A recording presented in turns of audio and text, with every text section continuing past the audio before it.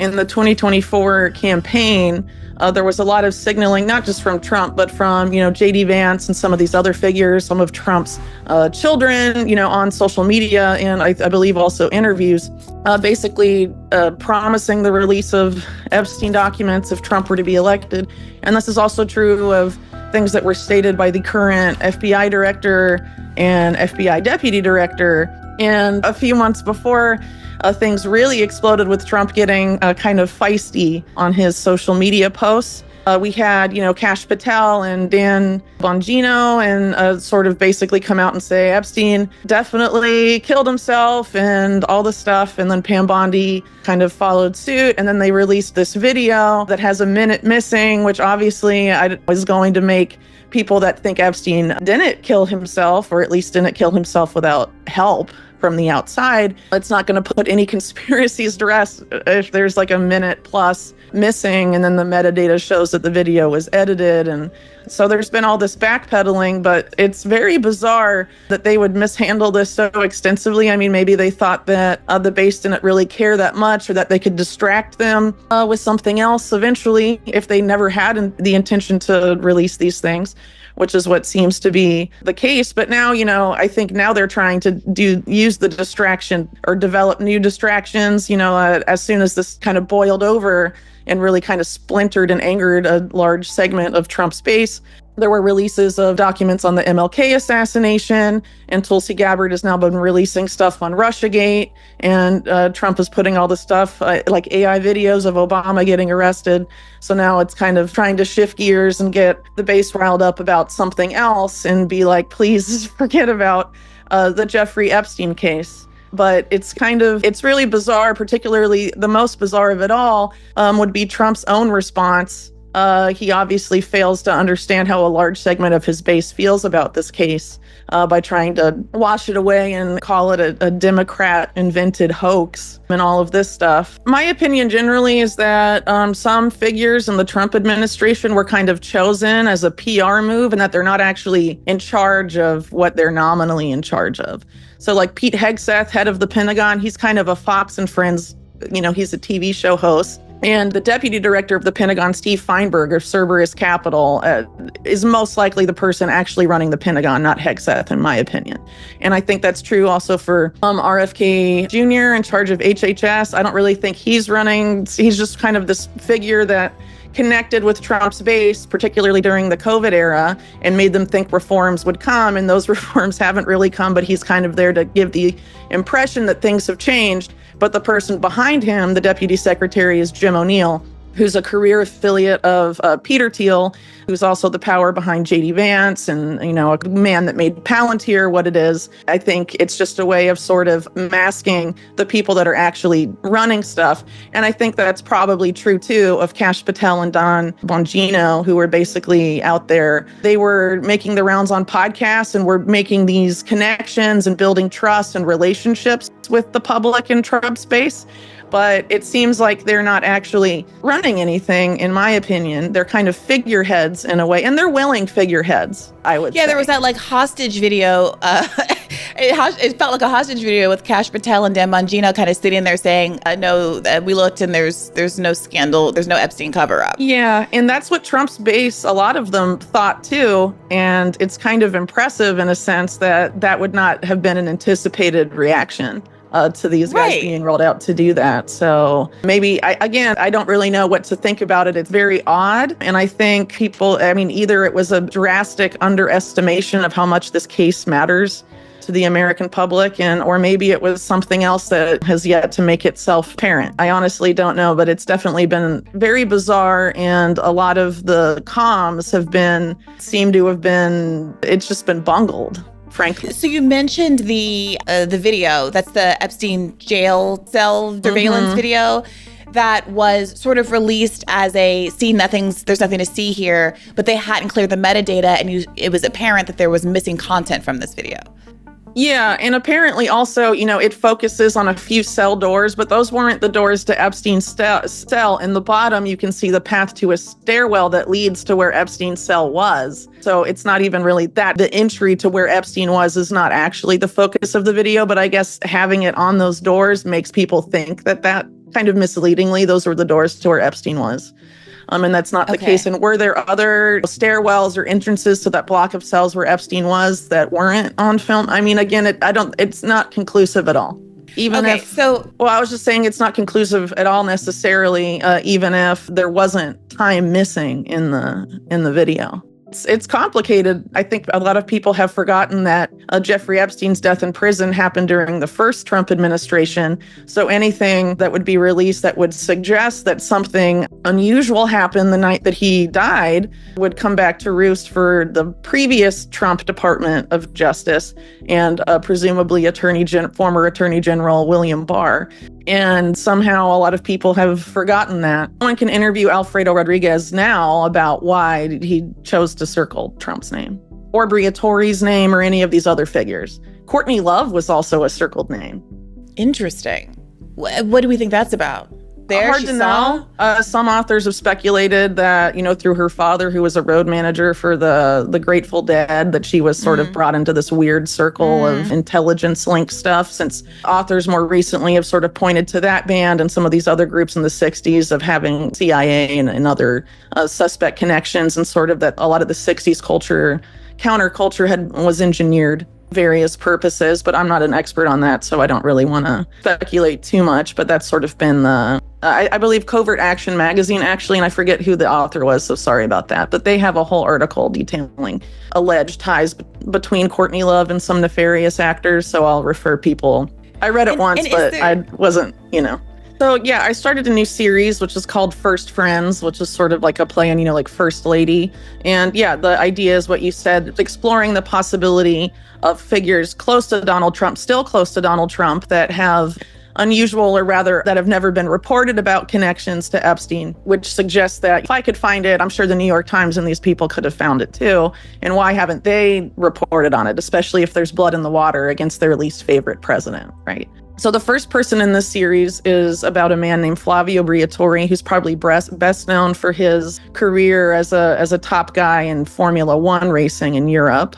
He's Italian. He's also pretty well known for having dated and been engaged at one time to Naomi Campbell and later fathering Heidi Klum's first child, Lenny Klum. But beyond that, he's a longtime friend of Donald Trump. As I put in the article, there's a video of them together doing the Italian edition of The Apprentice, because as Trump says in the video, when it was time to bring The Apprentice to Italy, there were lots of people that wanted to star in it, but he only wanted one person, and that was his longtime friend, Flavio, and they talk about their long-term friendship in that clip for those that are interested. But Flavio Briatore has a few unusual links to the Epstein case, which I explore here. And one of them has to do with the Black Book itself. So the Black Book is this book of contacts that are Epstein's, but Epstein didn't necessarily write it. His staff wrote it. And so it wasn't just one staff member, it was a few members of his staff in his Palm Beach residence that compiled this list of contacts. But it was deemed legitimate enough to be used as evidence in Ghislaine Maxwell's trial a couple years ago. So it's considered to give it was then considered to give a relatively accurate portrayal of the time of sort of frequently contacted figures in Epstein's world during the particular period of time that the Palm Beach case in particular spanned. And so that book became public. Well, it was originally published and made actually public by the investigative journalist Nick Bryant, who's also known for investigating the Franklin scandal, which is sort of a Reagan-Bush era pedophile scandal involving government officials. And he published that at Gawker, I believe in 2015, but he came into possession of it sometime, I think around 2012 or so, he said. But prior to that, the FBI obtained it from Jeffrey Epstein's former butler, Alfredo Rodriguez, who died the same year it was published in 2015. But earlier, he had tried to basically sell the Black Book, initially to one of the victims' lawyers, Brad Edwards, who works with Stanley Pottinger. I forget the name of their law firm, but they're two of the main Epstein lawyers. And so instead of buying the book, I mean, obviously, it's fair that he wouldn't pay an enormous the large sum that Rodriguez was asking for it. But Edwards instead tipped off the FBI, basically sicked the FBI on this guy. And the FBI set up a sting operation to buy the book from him, and Rodriguez went to prison, which later Epstein, when he was asked about it, said about the Black Book, he was like, it never should have been published. It was terrible that it was published. But now my butler, my former butler, is in prison for the crime of publishing it. Of course, I'm paraphrasing. That's not a direct quote, but that was essentially what he was saying. So he agreed with Rodriguez being put away. And it's important to point out that Epstein was an FBI informant during this period. So there may have been some duplicity there, but again, I don't know. But what's important here is that Rodriguez, and when he tried to shop this book around, he circled names that he said were co-conspirators and material witnesses to Epstein's sex trafficking crimes. So Flavio Briatore is one of the circled names. Alan Dershowitz is a circled name. Les Wexner, Jean-Luc Brunel, who is the French accomplice of Epstein that died in prison while awaiting trial in 2022. And then Donald Trump is also a circled name, which oddly enough hasn't really gotten a lot of coverage over the years. Nick Bryant, of course, talked about that, but a lot of people act like Trump was never accused. And then Brad Edwards later went out and said to Derek Brose when he was interviewed by him, Trump had actually been very helpful. But of course, Trump and Epstein at that point had a personal falling out. And also Brad Edwards' law partner, Stanley Pottinger, has kind of a suspect history, sort of acting like the Democrat equivalent of William Barr, which is basically a mop-up man for government scandals. Over the course of his lengthy career as a lawyer working on behalf of the government and the Department of Justice. So there's a lot of question marks there. What's also fascinating to me, though, is that 2015 is the year that Gawker starts to be sued into oblivion by Peter Thiel. And now we know that in 2014 and 2015, Thiel and Epstein were meeting regularly. And Peter Thiel was also an FBI informant during that time. How do we know these men were FBI informants?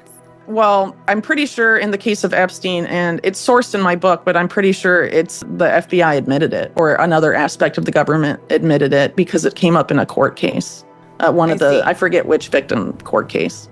So it's hard to know if it's blackmail or if it's because basically the same people behind Donald Trump are the same people behind Epstein. So even if they had a personal falling out, that wouldn't necessarily change the fact their benefactors tend to have been more or less the same people. So it is possible that there is blackmail somewhere, that they're hanging over Trump's head on this particular case and with the case of Israel, or it's the case that a lot of the powers that pull the strings of the current Likud government in Israel and Donald Trump's administration have a lot of overlap. So a lot of people have used my book and tried to say that I authoritatively say that Epstein was Mossad. And I definitely do argue for an Israeli state connection there. I also argue for a U.S. intelligence connection there. But essentially what the thesis of my book is that during World War II, organized crime in the U.S., specifically the National Crime Syndicate, which was the Jewish American mob,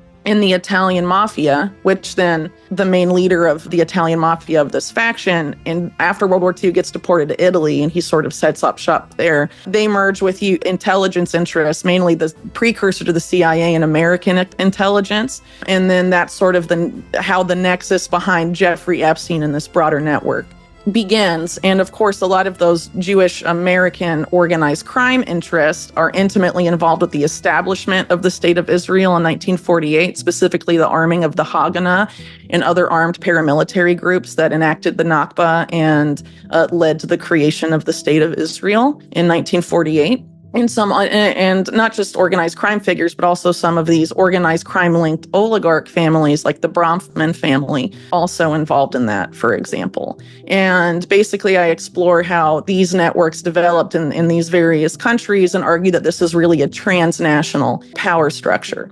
So if I explain how that relates to Epstein in the book, but unfortunately, I kind of had to rush my book out at the time I was writing it because of a deadline. And so I didn't get to explore really Trump's ties fully to that. I did to an extent by exploring the ties of his mentor, Roy Cohn, to that, but Trump specifically I found information later about how extensive those ties were. So I guess as an overview, Donald Trump, was mentored by Roy Cohn, Roy Cohn was a mob lawyer. He sort of had one foot in the legitimate world, having ties to the Reagan administration and the Nixon administration, for example, but he was also a lawyer for organized crime families in New York. And if you look at his background, his dad ran this secret society that later Edgar Bronfman and Les Wexner's mentors and a lot of these figures were part of, called B'nai B'rith. And then one of Roy Cohn's mentors was this Italian businessman who was very closely tied to the mob, named Generoso Pope. And Pope's son was Roy Cohn's best friend growing up. And from Pope, who was very tied up with the Sicilian mafia and also very close, and also the Italian mafia in New York, he was also a big fan of Mussolini-era fascism and controlled Italian language newspapers in New York and used that to try and manipulate Italian-American votes. And he basically taught Roy Cohn this system called favor bank, Roy called it, which is basically we see today now in Trump's art of the deal, which is sort of how to establish backroom deals. You do a favor for me, I do a favor for you. And it's really, explains a lot of how political power has worked in the U.S. for some time. It's, of course, not exclusive to these people, but you can see how these things have developed over time.